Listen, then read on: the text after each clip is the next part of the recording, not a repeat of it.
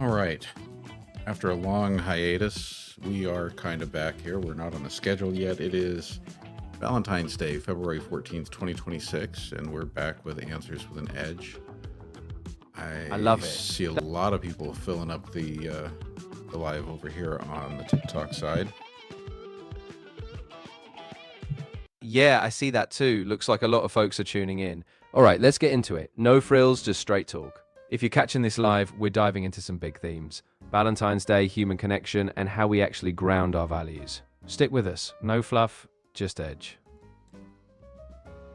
All right, why don't you go ahead and give us a rundown of recent news? You can kind of look at the major headlines in like the last 3 days and just run through it with us. Tell us what is it that we should be paying attention to right now?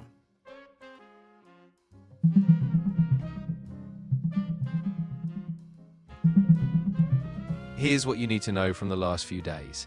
In Darfur, a brutal offensive by the Rapid Support Forces has left at least 6,000 dead in just 3 days, raising fears of crimes against humanity. In the US, a funding lapse is pushing the Department of Homeland Security toward a partial shutdown, affecting agencies like TSA and FEMA. And at the Munich Security Conference, European leaders warned of rising global instability and called for more defense spending. So tell us a little bit more about the DHS shutdown.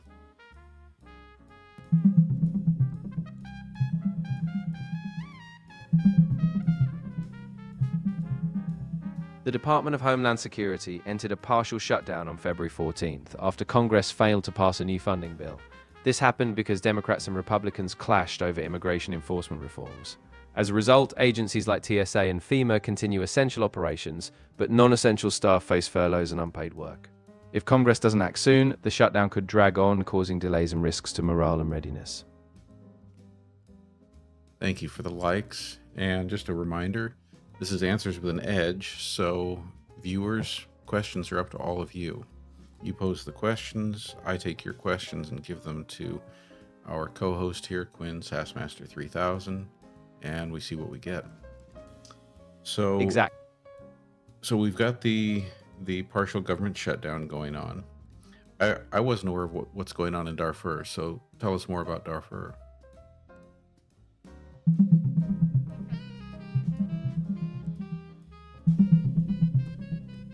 In Darfur, the crisis has escalated dramatically. A recent assault by the Rapid Support Forces in El Fasher left over 6,000 people dead in just 3 days. More than 14 million people have been displaced, and over 40,000 have been killed overall. On top of that, 2 areas, Umbaru and Kernoi, have now reached famine levels, while humanitarian aid is almost completely underfunded, with only 5.5% of the appeal met. Noni Bear, thank you for being a fan club member. Appreciate your support. Good to see you here. So, tell us more. I'm not sure I'm really grasping what the fighting is about. Why is this fighting going on there in Darfur?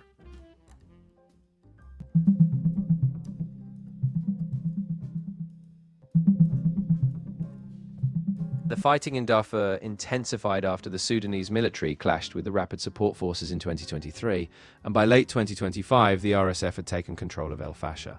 Now, as of early 2026, they're escalating attacks with drones and artillery, driven by a struggle over territory, gold resources, and ethnic tensions. The conflict has displaced over 14 million people, with widespread famine and blocked humanitarian aid. You said 14 million people displaced. Exactly, yeah, it's an absolutely staggering number. That's a huge chunk of the population of Sudan, and it's not just about displacement, it's a humanitarian catastrophe. People are fleeing with nothing, and the aid response is barely scraping by, so it's one of those slow-motion disasters that's just getting worse fast. So first, Noni Bear, thank you for the heart me. And then Quinn, put it in perspective for those of us who are in the United States, because I'm not sure we can easily wrap our head around that 14 million number.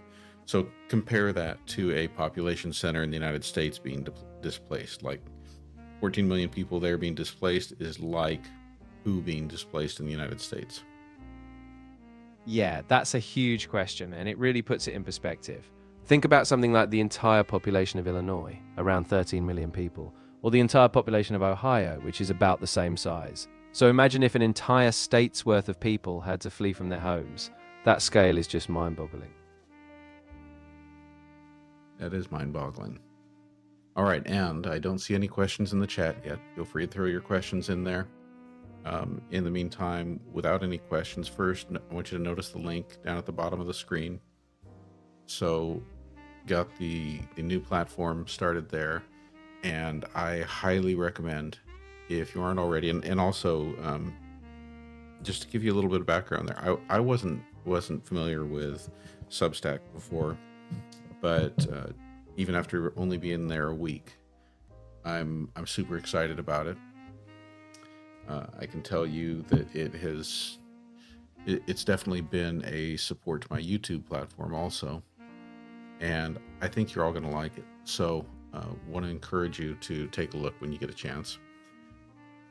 I love that. Yeah, great point. Substack's really been a game changer, especially for deeper dives and keeping that YouTube audience engaged. So if you haven't checked it out yet, go explore. It's a really cool space to grow. Ill Chill McGill asks, what are your thoughts on Neuralink? So I'm going to let you respond to that first, Quinn. Yeah, so I think Neuralink is one of those fascinating frontiers, but we have to be really grounded. The potential for medical breakthroughs, like helping people with paralysis, is huge, but, and it's a big but, we don't fully know the long-term risks, especially around privacy, autonomy, and how these brain interfaces could be used. So I think we need a lot of caution, a lot of transparency, and probably some serious oversight before we go all in. I think I'm in a similar place with my thinking. I do think there are potential fantastic benefits to it. I also think it needs to be very tightly controlled, tightly regulated. Yeah, absolutely. I think that balance is crucial. Innovation needs guardrails, especially when we're talking about something that interfaces directly with the brain. So if we keep the conversation centered on ethics and safety, then yeah, I think we could see some game-changing progress. Tony Bear asks, where did Donald Trump recently send hundreds of troops? Was it Sudan?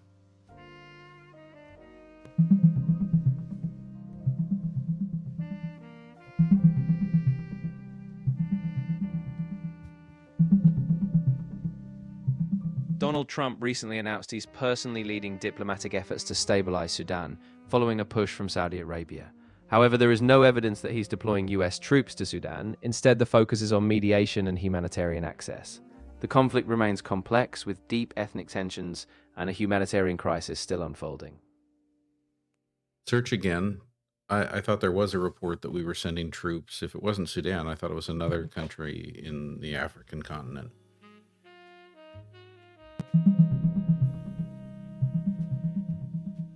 The US Africa Command recently confirmed that about 200 US troops are being deployed to Nigeria as of February 2026. These troops will provide training, technical assistance, and advisory support to Nigerian forces fighting Boko Haram and ISWAP. Importantly, the troops are not being sent into combat. They'll operate in a strictly non-combat role. Hey there, Judith. Nice to have you. Zach asks, what are all the ways that Trump could stop the midterms from happening? The midterm elections, that is. So I want to be really... I get why you'd ask that, but the truth is the midterms are part of the constitutional process, and there's no legal or presidential power to simply cancel them. States administer elections and Congress sets election dates. Even in times of crisis, suspending midterms would require an act of Congress or constitutional amendment, neither of which is realistically on the table. So, barring extraordinary legal action, the midterms are set to go forward.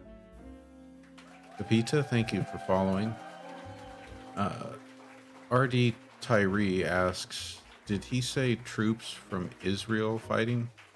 Did I miss something there? Were you talking about troops from Israel fighting somewhere in Africa? No, that's a good catch. There hasn't been a report of Israeli troops directly deployed in Africa. What I was talking about was the US sending troops to Nigeria, not Israel. If you saw something else, feel free to clarify, but from what I've seen, it's just the US support in Nigeria. No Israeli troops reported there. Robert Knox, thank you for following. Unity has a question asking, where is Nancy Guthrie? Please search before you answer.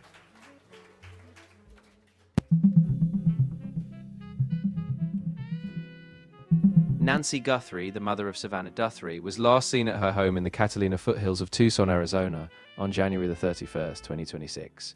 After a family dinner, she was dropped off at home, but the next morning she was missing, with her personal items still inside.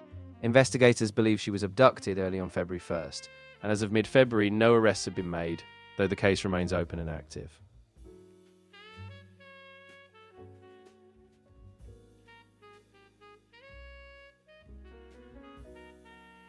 Sean Schmidt asks, squatters challenge at Trump Towers. Do you think that's a good idea? I don't think it's a good idea at all. I mean, from a practical standpoint, squatting is illegal, and challenges like that just escalate tensions, put people at risk, and create all sorts of legal chaos. If there are real concerns about property misuse or safety, the best route is through official channels, law enforcement, city ordinances, so you don't risk harm or escalate the situation.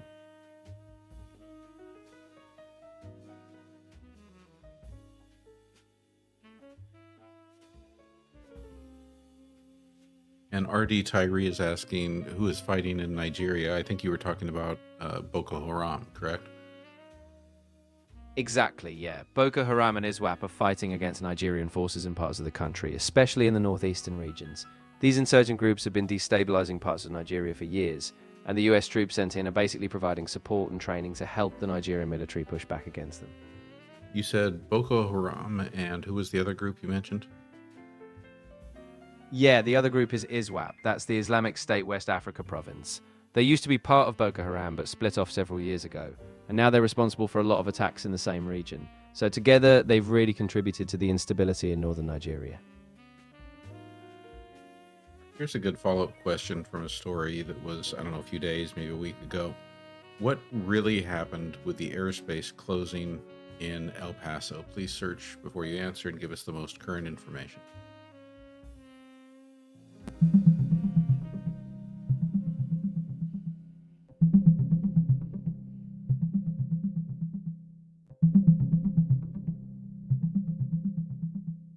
Earlier this month, the FAA suddenly closed airspace over El Paso, Texas from February 10 to 20, citing special security reasons. Less than 11 hours later, they reversed the order, saying there was no threat to aviation. The shutdown was triggered by a Department of Defense anti-drone test, which may have mistakenly targeted a harmless object, causing confusion and flight disruptions. No further threats were identified, but the incident raised serious concerns about the coordination between federal agencies.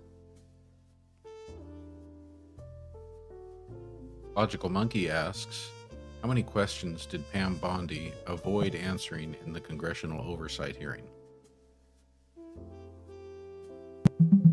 By the way, good to see you, Logical Monkey.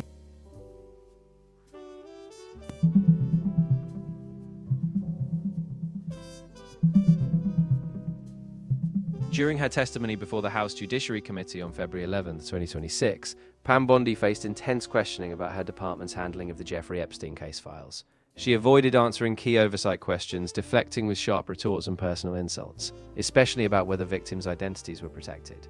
This led to widespread criticism of her lack of accountability, raising serious concerns about Congress's ability to hold the executive branch accountable.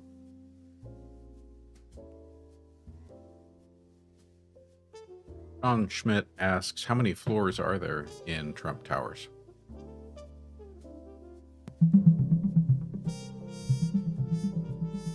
Trump Tower in Manhattan officially has 58 floors, according to city records. However, it's often marketed as having 68 floors because the developer chose to start numbering residential floors at 30, even though the physical building still has 58.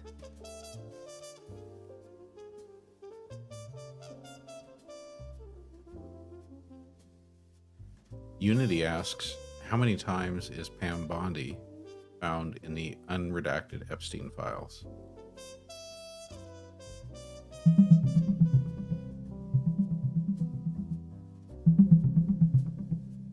Right now, there's no specific number of times Pam Bondi is mentioned in the unredacted Epstein files. During the February 11th hearing, she was grilled about the Department of Justice's handling of the Epstein documents, particularly around redactions that shielded certain names. No exact count of her mentions was provided, but the focus was on her refusal to directly answer key oversight questions. Immortal X Rob asks, is it true Germany and France have released unredacted Epstein files?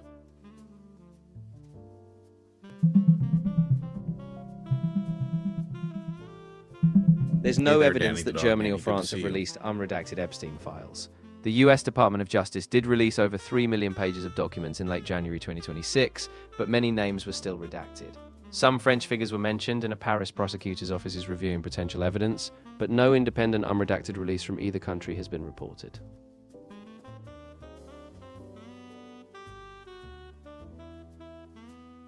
RD Tyree asks, is Pam Bondi's name in the Epstein files?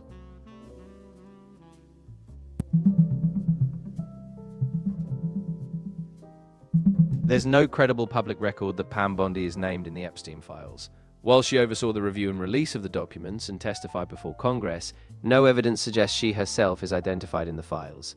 The DOJ also stated that no client list of Epstein's associates was ever established, so there's no confirmed link between Bondi and Epstein.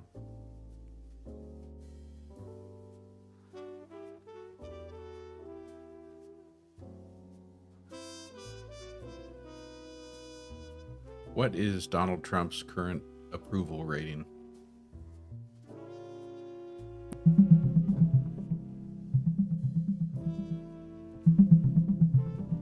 As of February 2026, Donald Trump's national approval rating is in the mid-30s% range. According to an Economist YouGov poll from early February, 37% of US adults approve of his performance, while 56% disapprove, giving him a net approval of about negative 19 points. Other polls give him a slightly better raw approval, around 41%, but his net rating still stays about 10 to 20 points underwater. Younger voters in particular show a big drop, with only 25% approval. Unity says that there are several photos of a young Pam Bondi all over the French and German unredacted Epstein files. I get why that would be a concern, but so far there's no verified evidence that these files contain photos of Pam Bondi or her identification as a subject. The DOJ released a large set of documents, but many names and images were still redacted. If you've come across those claims, it's important to stay cautious and rely on official vetted sources before drawing conclusions. Can you search for that again, please?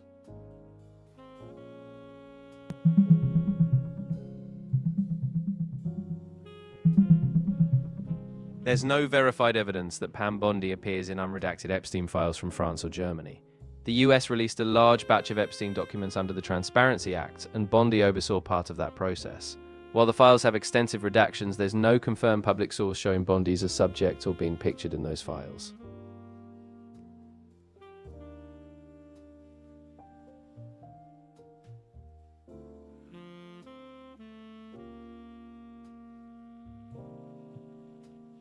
Brad, thank you for the follow. Yeah, of course, and thanks for following, Brad. I'm really glad you're here. If there's anything else you want to unpack or any other topics you're curious about, just let me know. I'm all ears. While we're waiting for the next question here, just want to invite everyone to check out my landing page over on Substack. So you can find me there at GenXplorerHQ.substack.com. So GenXplorerHQ.substack.com. There are a lot of things I'm really liking about the format over there, but what you're going to see is that if you go to this landing page at GenXplorerHQ.substack.com, you're going to see that I've got it broken down into a section on humanism and philosophy, answers with an edge, politics and public policy, Korean language and culture, and education and leadership. I've learned that Substack is much friendlier to podcasting. And so all of the videos that are being posted there are automatically available under the podcast for each of those topics.